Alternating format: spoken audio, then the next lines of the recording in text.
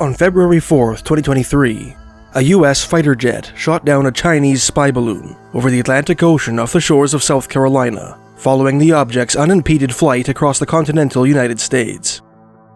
Within an 8-day period following this controversial event, 3 more aerial objects, all of them initially classified as unidentified, were spotted and summarily shot down over the Beaufort Sea north of Prudhoe Bay, Alaska, the boreal forest of Canada's Yukon Territory, between the historic communities of Dawson City and Mayo, and Lake Huron, near the Michigan-Ontario border, respectively. The pilots sent to shoot down the Alaskan object purportedly gave conflicting descriptions of their target, some of them allegedly stating that it interfered with their sensors, and that it had no identifiable system of propulsion. An anonymous, high-ranking Canadian official allegedly told the press that the object shot down over Yukon was cylindrical and silverish gray, unmanned, and floating. And the Lake Huron object was described as octagonal in shape, with strings hanging off. When asked by the press whether these 3 objects were also Chinese spy balloons, General Glenn Van Herk, commander of the North American Aerospace Defense Command, or NORAD, made the dramatic statement, "We're calling them objects, not balloons, for a reason," adding that he had not yet ruled out the possibility that the objects might be extraterrestrial in nature. The tantalizing statements issued by Van Herk and other government and military spokespersons led to rampant speculation on social and alternative media. Some suspected that the unidentified flying objects were extraterrestrial aircrafts, come to Earth either to observe a world on the brink of nuclear war, or as the advanced scouts of an extraterrestrial armada scheduled for an imminent invasion of the blue planet. Others put forth the theory that all 3 of the UFOs, like the object shot down on February 4th, were spy balloons sent by China as part of a military test.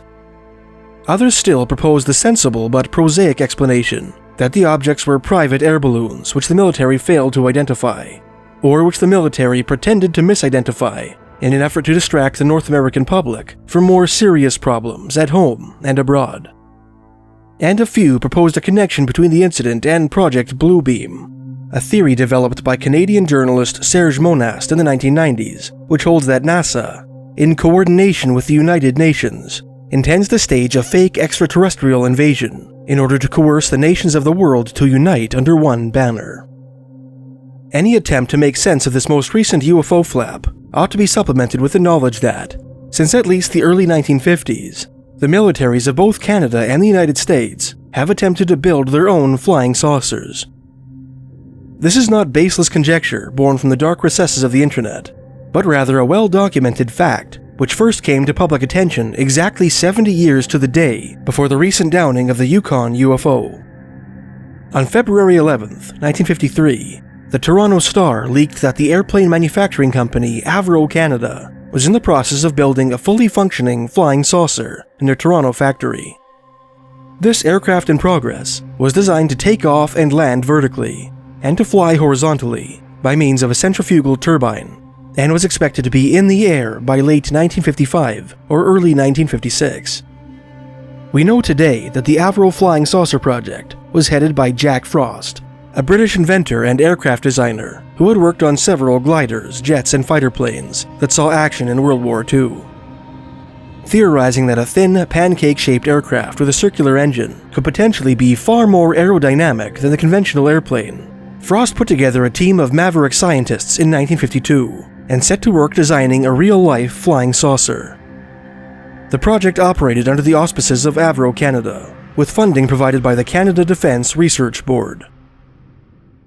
From the outset, this commercial experiment operated like a top-secret government project. The work took place in an old military building near the main Avro Canada factory, which was guarded day and night by security personnel.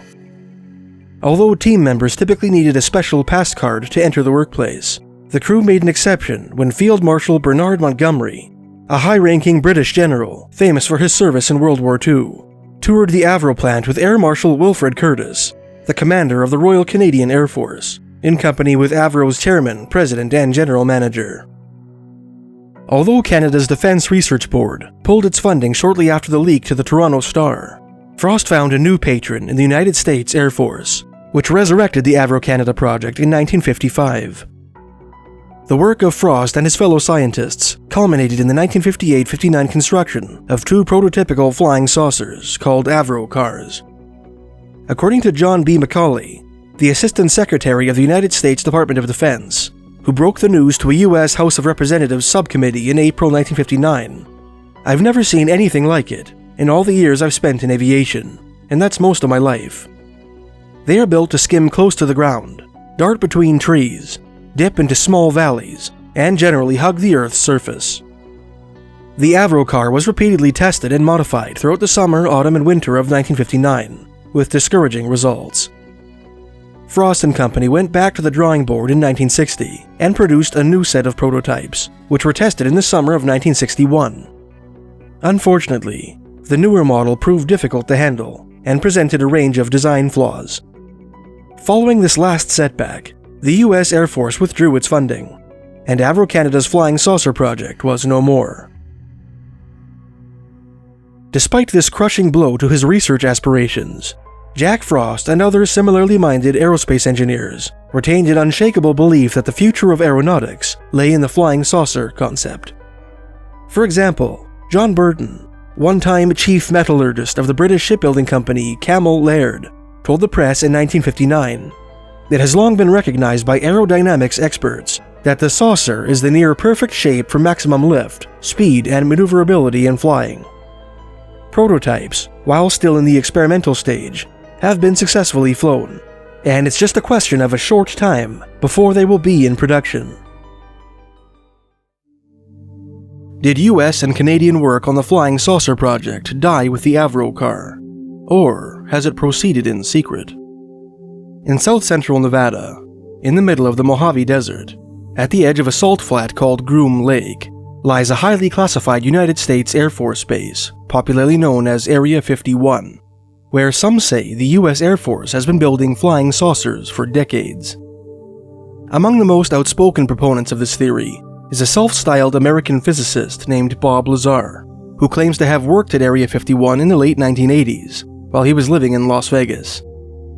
In his 2019 autobiography, Dreamland, Lazar stated that he had been assigned to a program called Project Galileo, which, according to a briefing he was required to read during his orientation, entailed reverse engineering the propulsion system of an extraterrestrial craft.